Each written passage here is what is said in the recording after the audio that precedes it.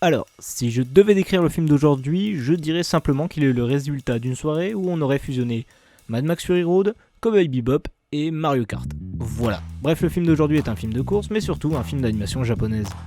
Alors par contre, ne vous attendez pas à un Ghibli ou un film mignon. En effet, ici on en est assez loin. On a du sang, de la violence et de la sexualisation. Ouais, pour le coup, éloignez les enfants de l'écran.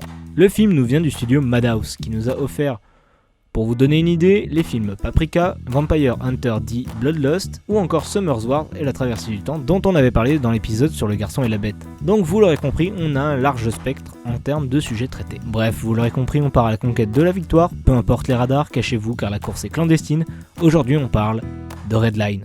From the director of Animatrix World Record and the studio that brought you Summer Wars, Ninja Scroll, and Paprika, comes one of the most exciting and visually inventive films in years, Red Line!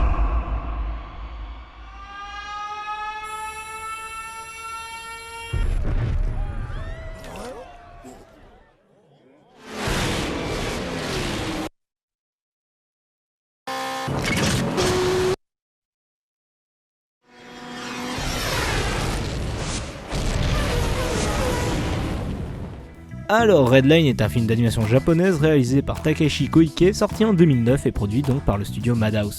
Takeshi Koike, c'est un mec qui bosse dans l'animation depuis un petit moment et qui a déjà bossé sur des animés comme Samurai Champloo, Lupin the Third ou encore les Animatrix, qui sont des petits courts-métrages animés se passant dans l'univers de Matrix. Il y a bossé en tant qu'animateur clé ou encore comme réalisateur. Mais surtout, il est connu pour avoir bossé avec Quentin Tarantino en ayant réalisé la séquence animée où l'on peut voir l'enfance de Orenishi. Oui, rien que ça. Bref, Red Line nous conte l'histoire de Sweet GP, un coureur automobile participant à la Red Line, la course intergalactique la plus mortelle au monde où tous les coups sont permis. Cette dernière aura lieu clandestinement à Robot World, un endroit qui refuse que la course ait lieu sur leur planète. Sous ce pitch assez léger se cache bien évidemment un énorme délire ultra stylisé qui nous est offert par ce cher Takeshi. Déjà, rien qu'au niveau des dessins et de l'animation, on est vraiment sur quelque chose que j'ai rarement vu ailleurs. Bah si, tu l'as vu aussi dans Dead Leaves, mais vu que c'est pas connu, tu vas pas en parler. Bah voilà, super, le mec il recommande des films, mais il va pas au bout de son putain de... Ta gueule. Ici, le style de dessin accentue énormément les ombrages et les traits noirs. Le tout en stylisant énormément les persos et accentuant énormément leurs traits visuels. Ça fait beaucoup de fois énormément. Chaque personnage possède son propre design et chaque bolide est unique. On peut aussi parler de l'impression de vitesse qui est clairement bien représentée via les énormes distorsions des perspectives, parfois exagérées au plus haut point, rendant vraiment impressionnante la prise de vitesse des coureurs. Vraiment, on sent chaque coup d'accélérateur, chaque boost de nitro, et ça fait énormément plaisir. Parce que ouais, en termes d'action, le film possède la rage, la hargne et la folie qu'on pourrait retrouver dans un Fury Road.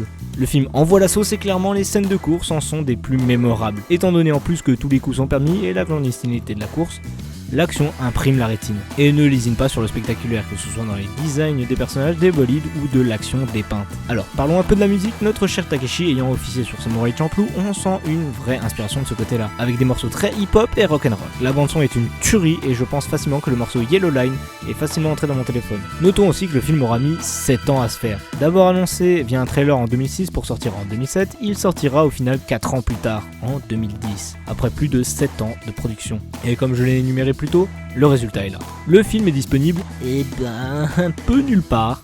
Alors, rectification, il est trouvable en réalité sur YouTube, en HD ou au CFR. Donc foncez.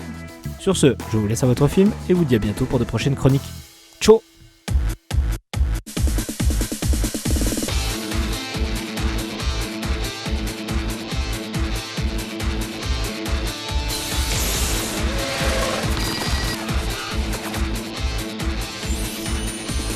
Takuya Kimura, Yu Aoi, Tadanobu Asano.